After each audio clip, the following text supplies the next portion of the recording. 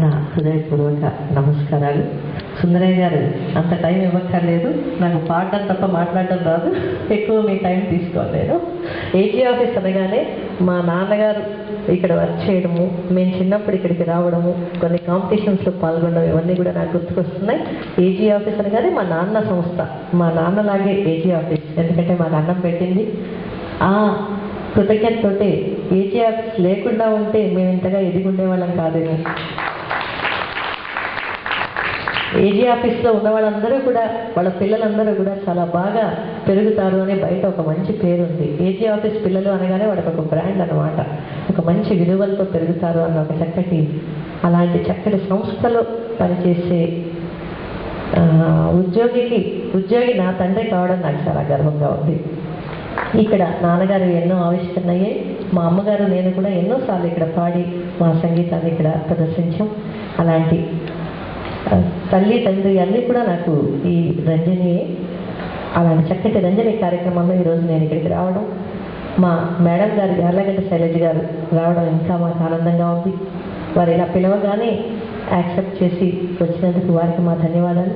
అలాగే సుధామ గారు, వీరందరూ కూడా చిన్నప్పటి నుంచి మమ్మల్ని ఎంకరేజ్ చేసిన వారు, వారందరినీ కూడా ఒక వేదిక మీద చూడటం. అలాగే మా పెద్దలు ఏజీ గారు, డిఏజీ గారికి కూడా నేను కృతజ్ఞతలు తెలియజేస్తూ, వచ్చిన మీరందరికీ కూడా మరోసారి కృతజ్ఞతలు తెలియజేస్తూ.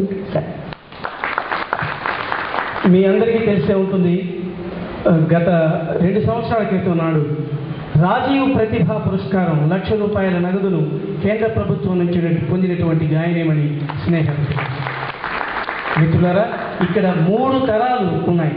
ఒక తరం గిడుగు రాజేశ్వరరావు గారు, 2వ తరం స్నేహలత మురళి, 3వ తరం మాధవీలత సభ్యులు ఉన్నారు. ఇక్కడ 3 తరాల పండుగ కూడా ఈ సాహితీ వేడుక జరుగుతోంది.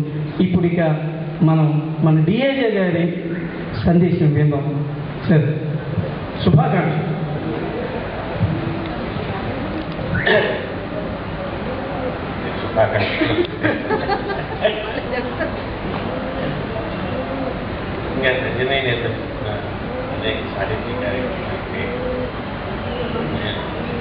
గత 40 ఏళ్ళుగా నేను చూస్తూనే ఉన్నాను.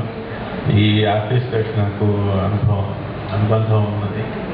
వారు నిర్వహించే అనేక కార్యక్రమాలు ఈ సాహిత్యపరంగా చాలా మనందరికీ ఎంతో ఉత్సాహాన్ని ఇచ్చి, మళ్ళీ మనం ఫ్యూచర్ తరాలకు కూడా దీన్ని తీసుకెళ్ళదగ్గరగా ఉంటాయి.